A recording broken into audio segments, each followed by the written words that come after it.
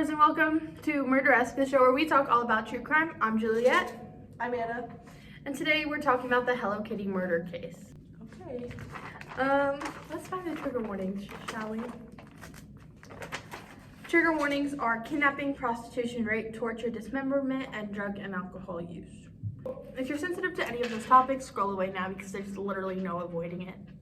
So, do it at your own risk. Okay, so background. So, Fawn Monyi was born in 1976 in Shenzhen, and she was abandoned by her family, leaving her to be raised in an all-girls orphanage in Ma Tau Wai. And when she was 15, she was told to leave the orphanage due to their age limit. So, 15 was the age limit?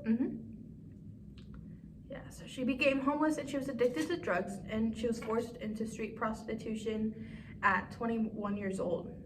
So at 21, Fawn began working at a brothel called Romance Villa in Shamshui Po. So she got off the streets but was working at a brothel. Okay. Don't know if that's a step up, honey, but okay. Well, at least she's off the streets. I guess. Yeah, it's true.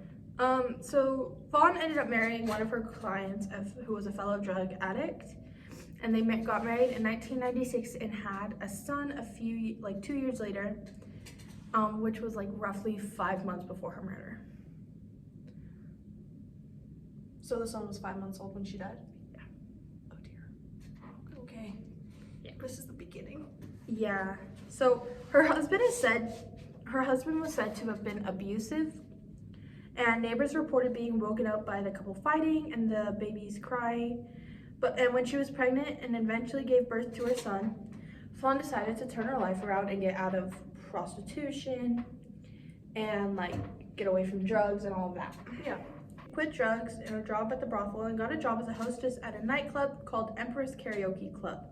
She eventually left her husband shortly before her murder, but because of this, she had a much lower income and struggled to support herself and her family.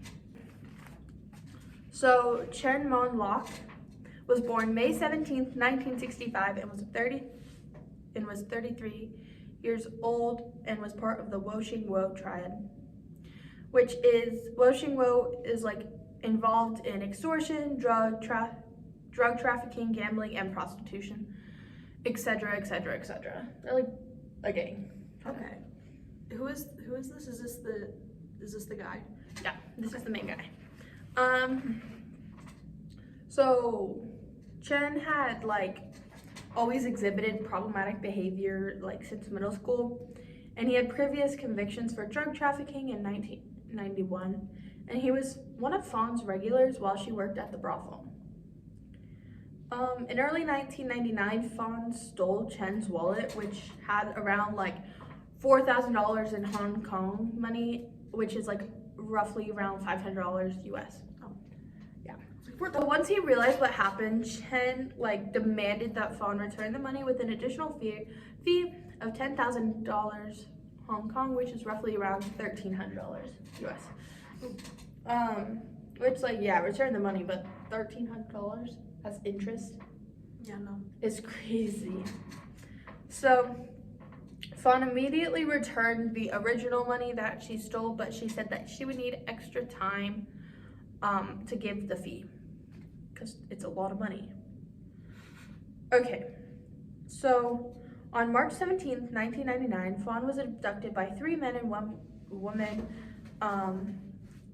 which were Chen Mon Lok, Luing Xing Zhou, and Luing Wei Lun, and Lao Ming Feng. I probably just really butchered those. But so the group brought Fan to an apartment at number 31 Grantville Road, Sim Sha Sui, where they imprisoned her for a month. And originally the plan was for Chen to pimp Fawn out to other men so she could work that money off. Yeah. Yeah. That's Crazy. dear. Insane. Yeah. Yeah. They also, so he also just like kept raising the price. Like anytime she'd make a payment, he's like, well, it's actually this much money now. Ay, ay. So What the fuck? there was like no way she was actually gonna ever pay that off. But so during her imprisonment, she was tortured and raped, and it was said that she was beaten with metal bars, sometimes while being strung up and used as a punching bag. Yeah, your face is literally how I felt reading. I know. Okay, ugh. Yeah. Sorry, continue. So on one occasion, Fawn was like kicked in the head around 50 times. Not 15, 50, like 50. Oh dear. Okay. And to make it worse, spices were rubbed into Fawn's wounds. Her legs and feet burned with candle wax and hot plastic, so that she couldn't walk. So like to make sure she couldn't escape. Yeah. She was also forced to smile and say that she enjoyed the beatings, and if she didn't, she was given even harsher beatings. Like this treatment led to traumatic shock and eventually led to Fawn's death. So Fawn died due to her injuries between April 14th and April 15th of 1999, but it's not clear if she died overnight or while her captors were out. But upon her body being discovered, her captors boiled her remains and sold her skull inside of a Hello Kitty doll.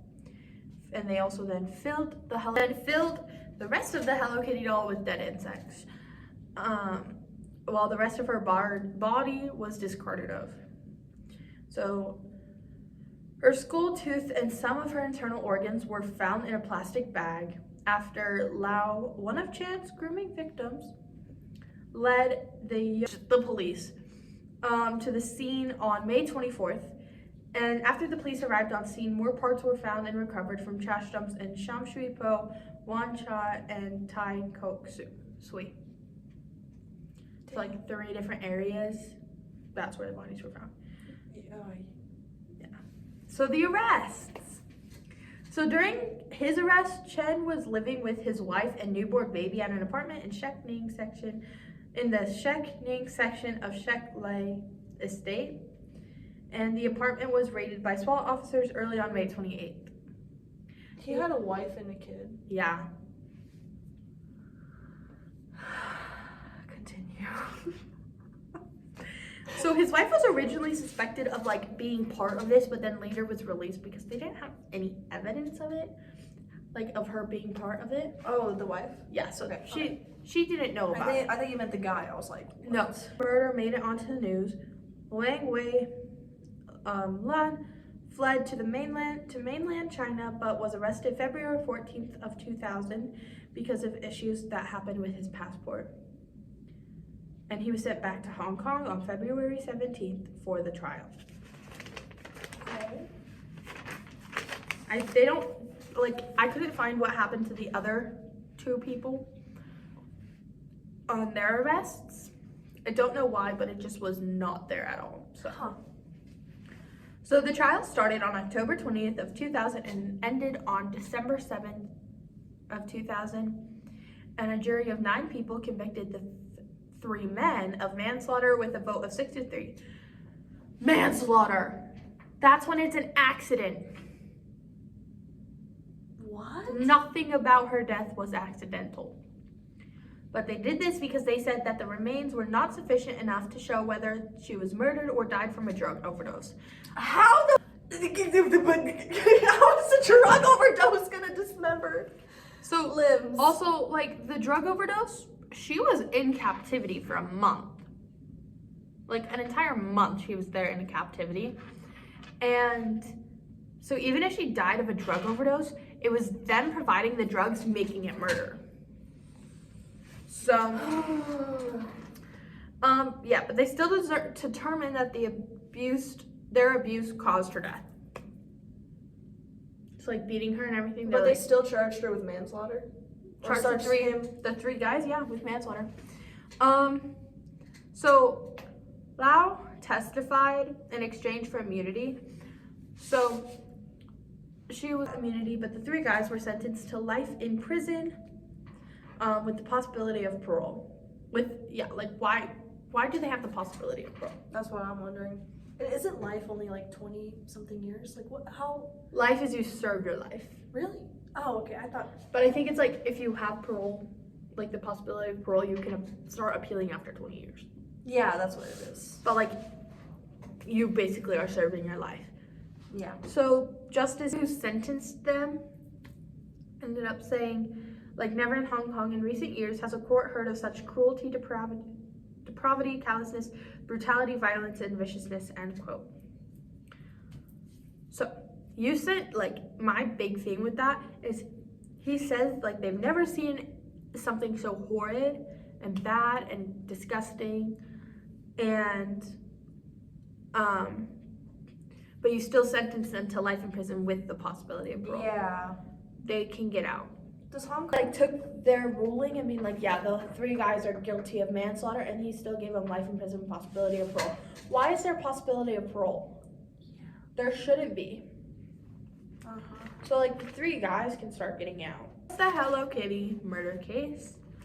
Popular case. I know. I think I've heard of it, but I didn't hear the details. Of, Yeah. Like the rubbing spices on the wounds, just. And that's just, like, dusting the cover. I know. Because this is YouTube. Uh-huh. And I'm not getting demonetized. No, but there were videos and it was like a lot worse. Really? Yeah, they're like actually like when they go into detail and it's like, I couldn't even stomach those guys. It was so bad. But that was the show. If you like, comment, like, subscribe, dislike, tell me what you think. I'd Just love, interact. yeah, just interact with me. I would love to know what you think about this and how like you're like, that's disgusting, you shouldn't be covering this. Whatever, just interact. Yeah. That's all I'm asking from you. But yeah, next time on Murderesque. Bye guys.